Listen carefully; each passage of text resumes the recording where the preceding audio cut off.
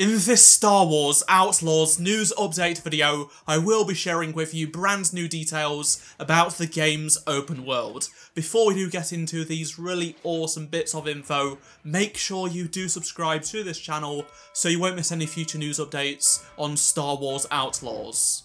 So following that awesome gameplay video that was released yesterday at Ubisoft Forward, the creative director for this game, Julian Golightly, has done a bunch of interviews where he revealed even more details about the game. So what I'll bring you in this video is all of the new stuff not revealed in any of the trailers. So one example he gave regarding the awesome open world is that you could just be having a drink at a cantina that's in this really bustling city. Then you could leave and meet up with a shady contact on a dark alleyway street. They will give you a contract and you can just jump onto your speeder, zip through this open planet, and you may come across a settlement along your way. So you may stop and then a crafty speeder mechanic gives you a part to take to a space station for a reward. You can then ride your speeder into the back of a ship, fly up to space and find this space station.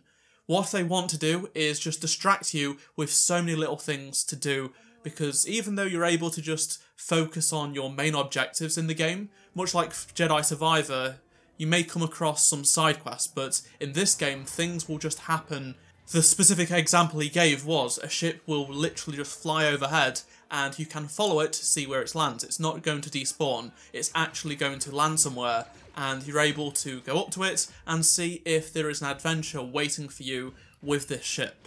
Julian also confirmed this planet is Kijimi. That's right, the planet from The Rise of Skywalker will be in this game. It's even on the cover art.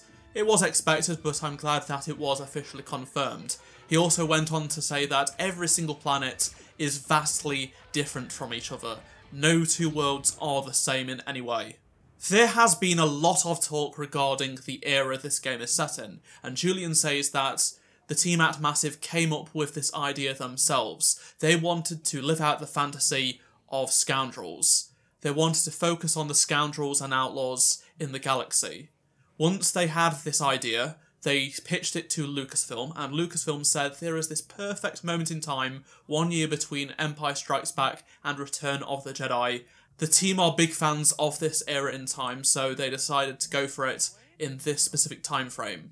With the rebellion on the run and the Empire growing stronger, there is a gap for syndicates to rise up, and basically Julian says each syndicate will have different things such as areas to unlock depending on how good or bad your reputation is with them. As I mentioned in my previous video, there is a reputation system similar to what is seen in Red Dead Redemption, and there is also a wanted level as well.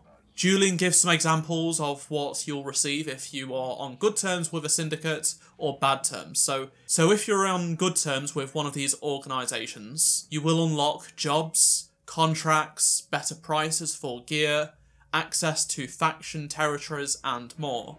Meanwhile, if you're in a bad way with one of these organisations, well, they will send people after you to hunt you down. You will be wanted. One way Julian says to get in the bad books of one of these syndicates is that if you steal from one of them to pay off another. There will also be dogfights like we see in this gameplay here, smaller dogfights that won't challenge too much, but there will be bigger vessels that Julian alludes to, likely capital ships, that you will be taking down. Julian goes on to say that your blasters, speeders and ships all have been designed with light RPG elements for progression. An example of this is that upgrading your speeder will let you explore wider areas of the playable area, and upgrading your blaster will give it brand new functions. There will be a lot that we will be able to customise and personalise, but Julian did not reveal any specifics on that.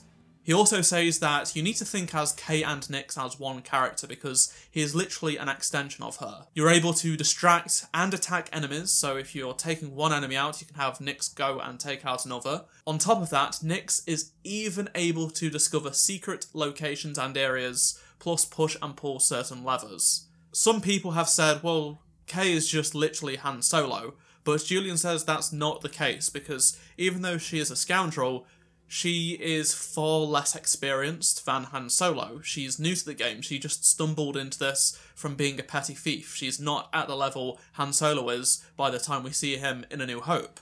She's also nowhere near as confident, and that is part of the story. So that's what sets her apart from Han Solo. It's not just a carbon copy with a different character model. In regards to more story details, expect more at next month's Comic-Con panel. That's right, there will be a Comic-Con panel featuring the characters, the cast and crew of the game, so I'm looking forward to that. Which piece of information from this video did you enjoy the most? Let me know down in the comment section below, and remember to drop a like to help support the channel.